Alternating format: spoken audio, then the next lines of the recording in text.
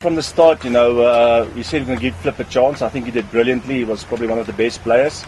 But Juandre's always been the number one choice. And I've said to Juandre I was very happy with Flip, so now it's up to him to show. But Argentinians are very, they're very good in the lineouts. A lot of their set plays come from the lineouts. So we just believe this is the best team for playing against Argentina. And Flip will come off the bench and he's been brilliant for us. But the lines is important, and Juandre has been the guy that's been number one. I think the game has moved on. I think if you look at the defensive line, and probably between every third player, you need a guy now in the defensive line that can compete at the breakdown and can steal ball.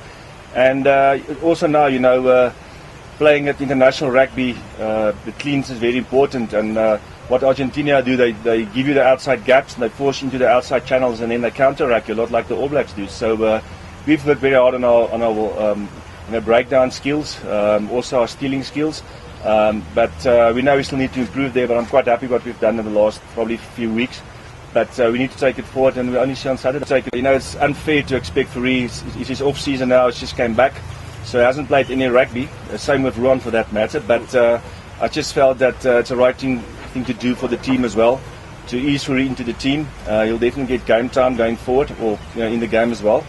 But Juan has been the guy, the number one choice, and he's been in and has done great for his country. So I just feel that's the right thing to bring Fourie from the bench. A lot of experience if you bring him on, and he's been brilliant for the team on and off the field. So we opted for continuity there with the team, and it's more or less the same team that play against the incoming tours. No, not really. If you look at their team, there's a lot of guys there that it's the beginning of their season, and most of their players plays in Europe, so it's the same for them. I think where they'll probably be very well prepared because they've played 2 warm-up games that we didn't have the luxury. So it's not just the Nines, there's 1 or 2 of other guys that also hasn't played a lot of rugby, but a lot of these guys had a great off-season. They did a lot of contact in off-season, and I think they'll be ready to play. And these 2 guys they've proven themselves as quality players and professional players, so I'm not worried there. They've looked very crisp in training, and I'm hopeful that they'll put in a great performance. Yeah, the thing that I believe that the coach shouldn't do is chop and change every single week. We won 600 trot now of this team, and we want to take it forward and want to take the momentum forward. By saying that, we know it's going to be a very, very tough game against Argentina. We've got a lot of respect for them, and they will be better prepared.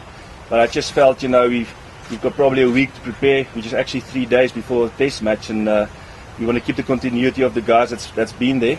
Bismarck's a great player, and he'll probably get back to his best sooner than later. So we know where he stands, and he knows where he stands.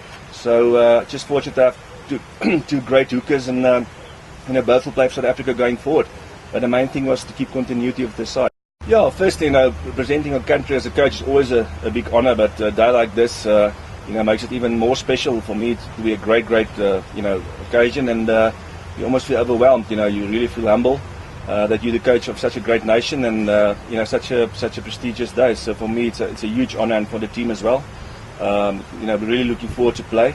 But by saying that, we still have to go out there and play, and we still have to prove that we're one of the best teams in the world. But it's a great occasion, and we're really fortunate to be part of such a great occasion. Fortunate to put it straight is that you only have 1 defensive session in a week.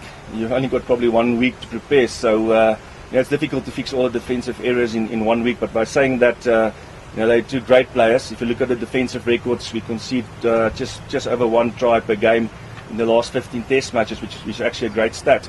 Both players really developed as defenders, especially in Super Rugby going forward.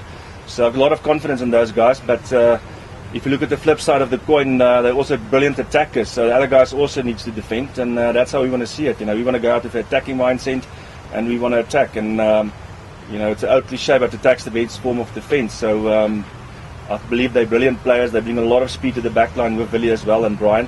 So I think it's an exciting backline. Obviously going to make mistakes, but the best backlines in the world make mistakes. Just need to back them, and they will grow as a back. Scrummaging-wise, it's with all due respect, I'm serious. I don't know what to expect. It's the first time we're going to play under these new laws. It takes a player time to adapt. So, almost can't answer this question because I believe we've got, big forwards, big scrummaging pack, and we've really developed our scrums. But now it's probably a few steps back, and it's the same for them, although they've played 2 games under the new laws. But I think what's going to happen in the scrums, it's more battle now. I spoke to Gurthro that's played a game under the new laws, and he says the you know, then the props need to be fitter because you scrum now for the whole time. There's not just a hit and then you can relax. So I believe our guys will do well, but it's going to take time probably for the rest of the world to adapt.